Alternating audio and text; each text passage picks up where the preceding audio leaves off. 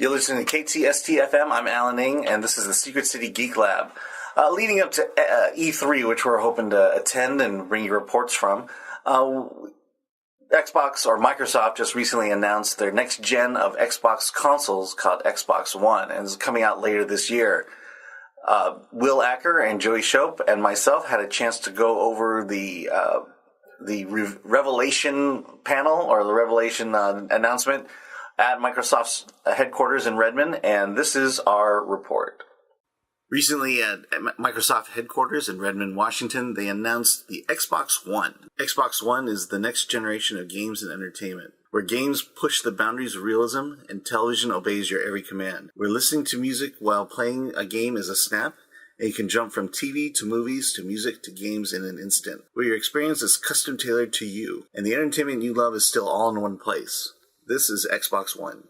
Xbox One is fully loaded. Not only does it come with a Blu-ray player, but there's an octa-core processor based on AMD's Jaguar design, and 8 gigabytes of RAM to go up against Sony's PlayStation 4. There will be USB 3 ports, 500 gigabytes of hard drive storage, Wi-Fi Direct for communicating with your controllers and other devices, and a humongous amount of silicon to drive it all. And no fewer than 5 billion transistors, which compares to the 1.4 billion on average you find in an Intel or AMD chip. The Xbox One will boast 3 OS systems in one, which basically means that you're going to have 3 Xboxes in one device, and that allows for the instant transfer from movies to television to music to gaming. Secret City's Will Acker and Joey Shope and myself have had a chance to watch the presentation, and these are our thoughts. All right, Secret City Geek Lab. Microsoft just had a big announcement to announce Xbox One. I'm here with Will Acker and Joey Shope. Say hi. Hi. That's Joey. Hello. That's Will. Well, what's your general impression of the Xbox One? Alright, so here's the thing. They announced, a new everything in one package, which is not necessarily a bad thing, but I was wanting to hear more about specific stuff, about games and stuff like that, but they only announced really, this new box is all Xbox Live, and you have to be connected to the internet the entire time. I think that was my biggest complaint, really. But in terms of excitement about the Xbox One, are you looking forward to it? Yeah, I'll end up just buying it. I'm a sheep. I'll just buy more Microsoft things. Okay. All right, Will, give me a general impression. Very interested. I mean, there was a lot that they did talk about. There's a lot of new stuff that they're bringing in. There's a lot of stuff that they're kind of revamping. It was very interesting to kind of see what they're doing with the future of gaming. At the same time, I was just a little bit disappointed. All right, so were you more excited about the Xbox One announcement afterwards or the PS4? I was really more excited with the Xbox One because I am an Xbox fan and I love my Xbox.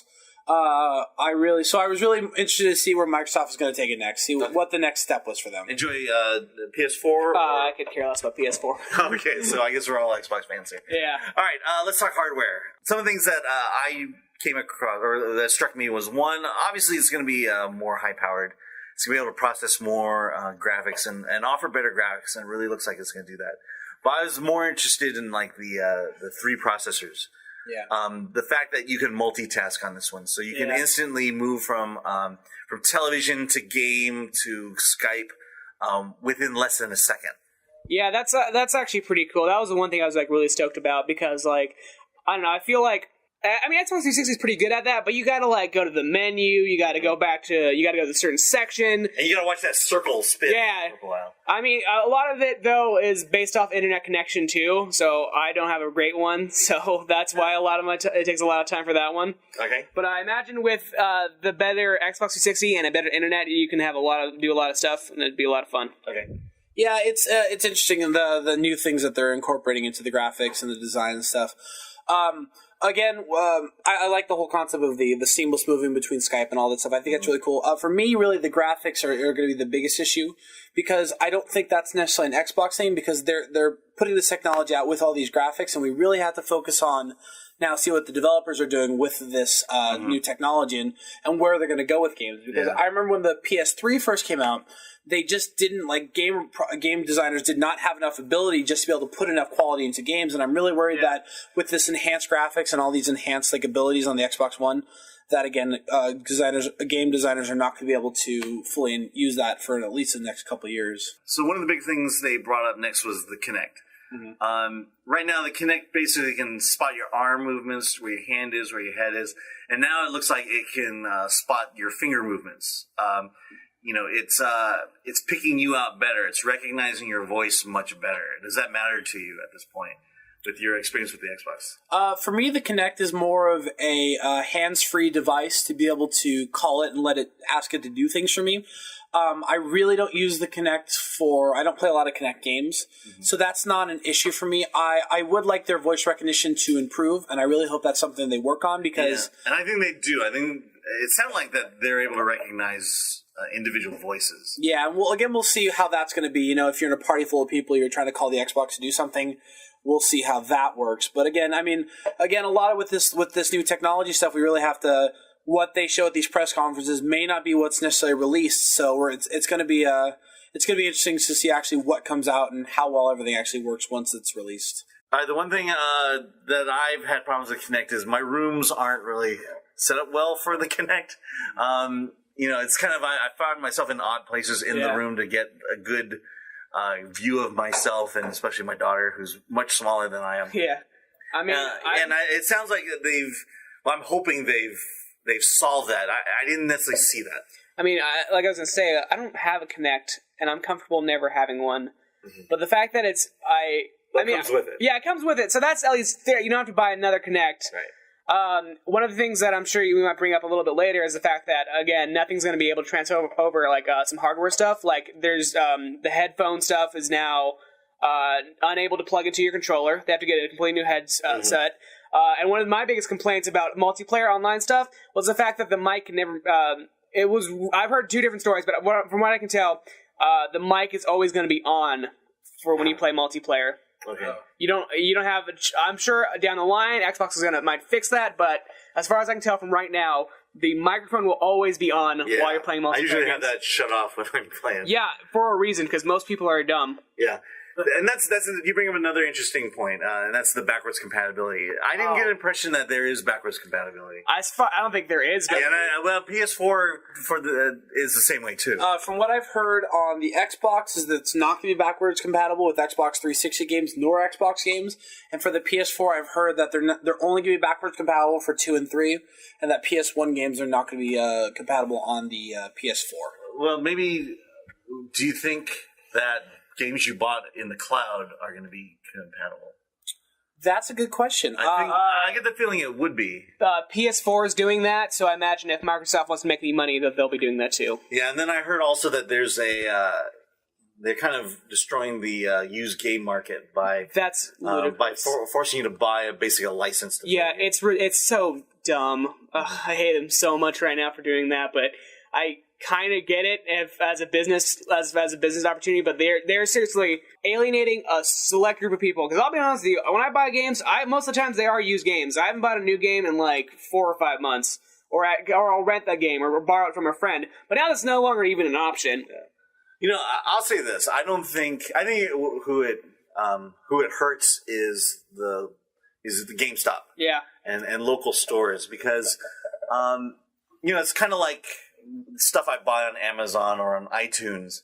I'm buying it and I own it, but I didn't go to the store and buy it. Yeah. In terms of the used game market, pricing always works that way.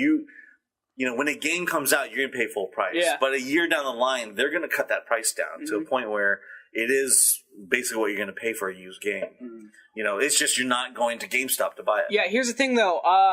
I know it's kind of contradictory what I said, but if we got rid of all discs for these games, then I would be completely on board with that, because that's less distribution cost, that's less boxing. Yeah. Well, as far as we can tell, there still will be discs, but I think if they completely got rid of discs altogether, then a new game wouldn't cost $60, $70, probably costs $35, $40, because they're cutting out this huge part. They don't have to pay for shipment, they don't have to pay for boxing, they don't have to pay for art for the box. That's how Steam works. Steam's a PC-powered game kind of library, and it's great because you don't have to pay those costs for all that stuff. Games are max $30, $40 on a PC as compared to a $60 game you're going to buy online. And you get all updates for free, and the updates are going to be there when you start playing the game. And again, there's a level in which I think game stores are going to have to figure out how they're going to stay in business with, because it's not Microsoft moving this direction. It's everyone moving this direction, It's especially with the beginning of iTunes. It's the video game medium is where it's going. Yeah. I know. I didn't come off as disappointed when I saw the Xbox One, and I think I'm different from you guys. I'm not an avid user. I mean, right now my Xbox is our cable box. Yeah. We're watching Netflix on it, Hulu, and what have you, and I'm kind of excited to have my cable box run through. I mean, it's just now I don't need to have a cable box. Mm-hmm. I like being able to do social stuff alongside with it, and the announcement that they're going to have enhanced content when you watch NFL games. Yeah.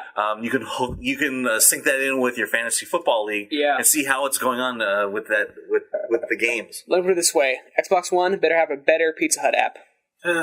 Okay. That's priority one. Yeah, I heard it will actually make the pizza for you. Oh, thank God. Here's the thing about the new Xbox One. The Xbox One is not just a gaming device anymore. It's not something that you just play video games on. It's now more of it's an entertainment center.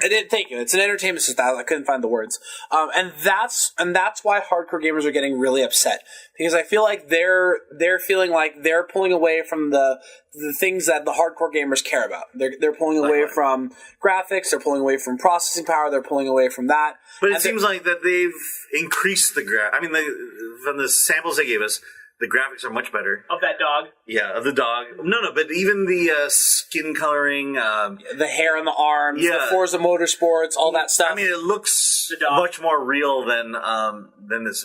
I mean, the thing about the dog is, now, the processing is creating a true AI type character. Exactly.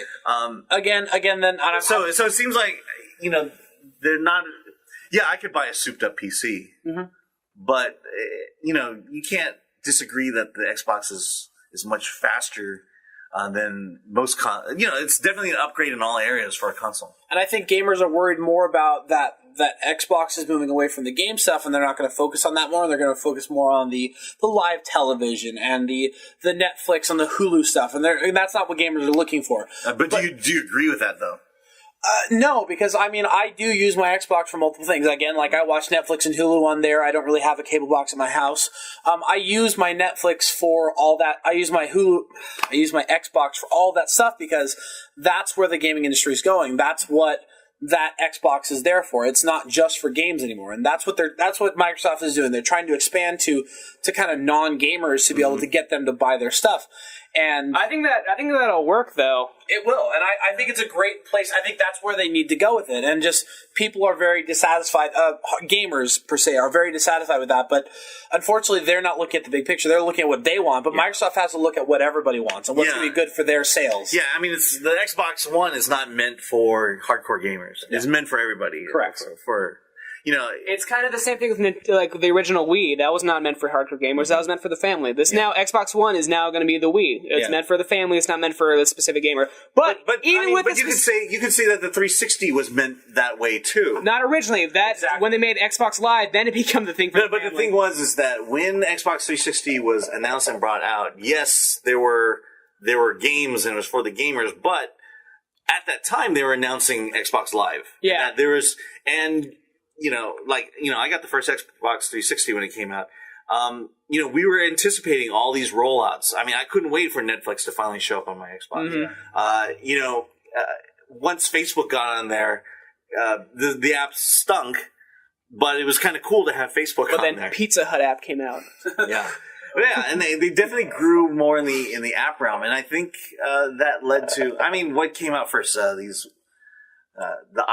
iPhone apps or Microsoft apps? They were right around the same time. I believe that the Android and the iPhone apps came out first, and then they were kind of modified into the Xbox Live, and that's kind of where it was almost right around that same time when the Kinect was coming out, and they kind of redid the whole Xbox screen and how everything worked on it. So it was all right around that same time. Yeah, if you look at, it's weird to see, because you can see old screen caps of how Xbox used to look compared to it now. Yeah. It honestly, Xbox Live looks the Xbox 360 looks like a Windows. What's that Windows phone? Yeah, the new Windows phone. Yeah, the new Windows phone. It's all got these squares, and each one of them is a little thing, and all this stuff. Well, and that was intentional. That was Microsoft. Yeah. Oh yeah. Of course, Microsoft's going to do that. So I don't know. I think the Xbox One's going to be fine. I feel like people are freaking out over nothing. It's just.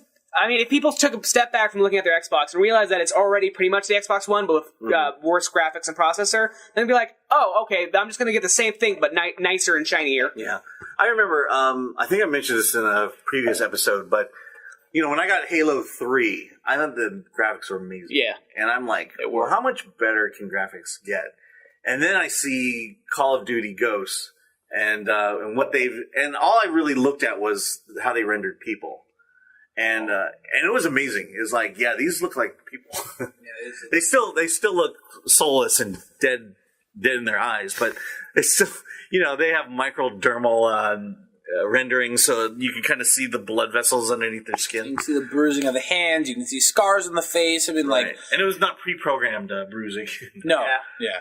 All of it's come together. And again, this is always my thing when they give the stuff, like when they brought out the Kinect, there was all these crazy things they could interact with like characters on screen and stuff, and it didn't all quite pan out. And so whenever I see a press conference these days, I kind of always take a step back.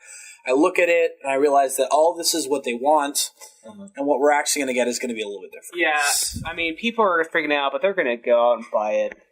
Just like everyone else. Just like I am going to. So let's get a gauge. How excited are you about Xbox One from a scale from 1 to 10? 10, but I'm comparing that to PS4, which is 0, so. Okay, well, if... are you eagerly anticipating it? Yeah, or are you... I'm buying it. There's no question about it. So I guess... But it doesn't sound like a 10. Okay, fine. 8.5. Okay, 8.5. How about you? I'm a solid 5 on it. I probably won't get it immediately. I'll probably wait. I'll keep my Xbox 360 around for a little bit, because more than likely they'll still do Xbox games on both, so then you'll have a chance. I'm a solid... My problem is that when I bought the Xbox 360, I have the first gen. And it's not truly HD compatible. There's no HDMI. There's no HDMI output. Yeah. And so I'm kind of stuck with component right now. So then you're more apt to go buy it right now because of that. Probably. I mean, to me, price point's everything. I like the fact that there's a Blu-ray player. Yes. Thank God. And I also like the fact that Thank you, Microsoft, for being 6 years behind. Congratulations. Well, okay. Well, we remember the story on that one. It was a battle between Microsoft HD and Blu-ray. That's true. And Blu-ray won. And you kind of knew that they weren't going to succumb and say, all right, we need to create a Blu-ray player until now. My guess is if it's $100 more than what I'm paying for a Blu-ray player with all these Netflix and other Wi-Fi stuff, then I will probably get it right away. Yeah, I don't have a Blu-ray player, so this is going to be now my Blu-ray player. So there we go. That's our Xbox One discussion. I'm Alan. I'm with Joey and William. All right, and we'll see you next time.